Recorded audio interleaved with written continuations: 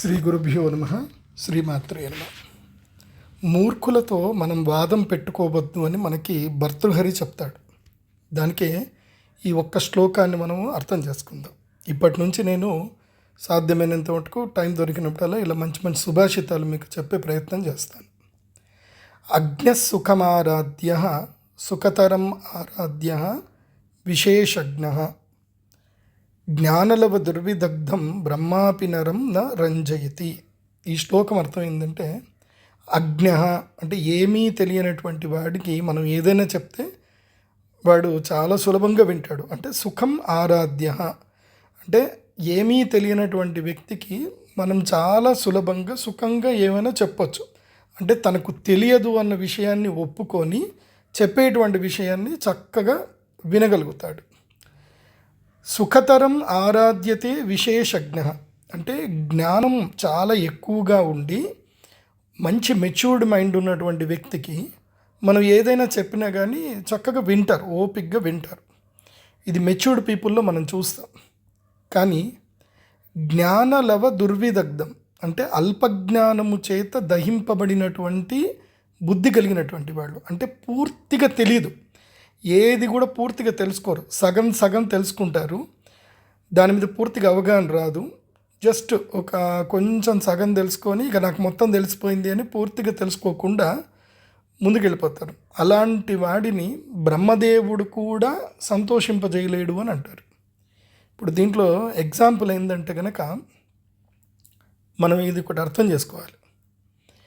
అజ్ఞ సుఖమారాధ్య అంటే తెలియనటువంటి వ్యక్తికి మనం చెప్పచ్చు. ఇప్పుడు మహాభారతంలో కనుక ఒక ఎగ్జాంపుల్ చూసుకుంటే కనుక ఏమీ తెలియనటువంటి ఎవరైతే తమ శిష్యులు ఉన్నారో వాళ్ళకి ఏది చెప్పినా చక్కగా వినేటువంటి వాళ్ళు. ఇప్పుడు ఉదాహరణకి కృష్ణుడి దగ్గర ఉండేటువంటి గొల్లబాలలు అందరూ ఉంటారు. వాళ్ళకి ఏమీ తెలియదు, వాళ్ళకి కృష్ణుడు ఏం చెప్తే అదే వినాలి. కాబట్టి వాళ్ళు కృష్ణ సైన్యంగా కృష్ణుడితోటి స్నేహంలో ఉండిపోయారు.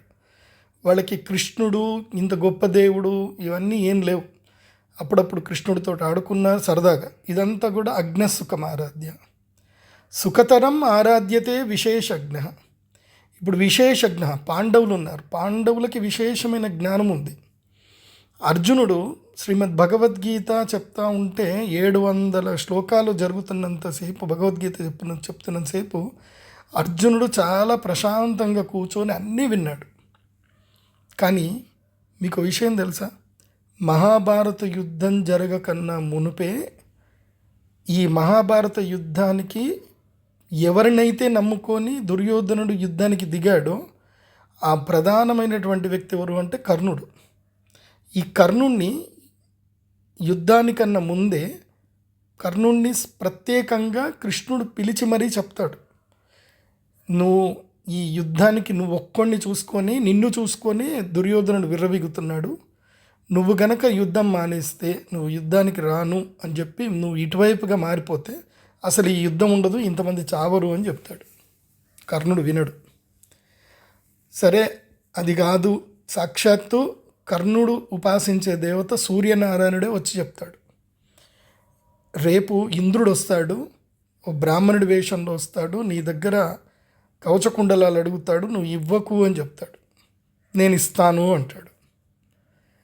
సాక్షాత్తు తల్లి అయినటువంటి కుంతీదేవి కూడా చెప్తుంది, యుద్ధానికి ముందు చెప్తుంది, నువ్వు ఒక్కోడివి ఇటువైపు వచ్చేసేయు, నాకు 6 కొడుకులు బతికుంటారు, పాండురాజుతో మొదలు అంటే పాండవులలో యుధిష్ఠిరుడు, భీమసేనుడు, అర్జునుడు, అదేవిధంగా నకుల సహదేవులు, ఈ 5 కూడా నువ్వు చెప్పినట్టు వింటారు, నేనే నీకు పట్టాభిషేకం చేయిస్తానని చెప్తాడు.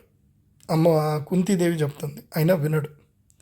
అట్లాగే విదురుడు కూడా ఎన్నోసార్లు ధృతరాష్ట్రుడికి చెప్తానే ఉంటాడు, నీ కొడుకు పుట్టగానే చెప్తాడు, వీడి వల్ల కౌరవ వంశం మొత్తం నాశనం అవుతుంది అని దుర్యోధనుడి గురించి పుట్టగానే జాతకం చెప్తాడు.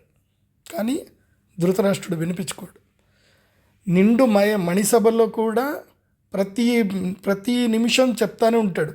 మనము కరెక్ట్గా సభాపర్వం కనుక చూస్తే అందులోపల విదురుడు ప్రతిసారి ధృతరాష్ట్రుడిని హెచ్చరిస్తూ ఉంటాడు, ఇది చిలికి చిలికి గానవాల ఉంటుంది, ఈ ఆట కాస్త పెద్ద ఆట అయ్యేటట్టుంది, ఇది పెద్ద యుద్ధానికి దారితీస్తుంది, మహారాజా ఇప్పటికైనా ఆపించండి ఆపించండి అని చెప్తే వినట్టుంటాడు.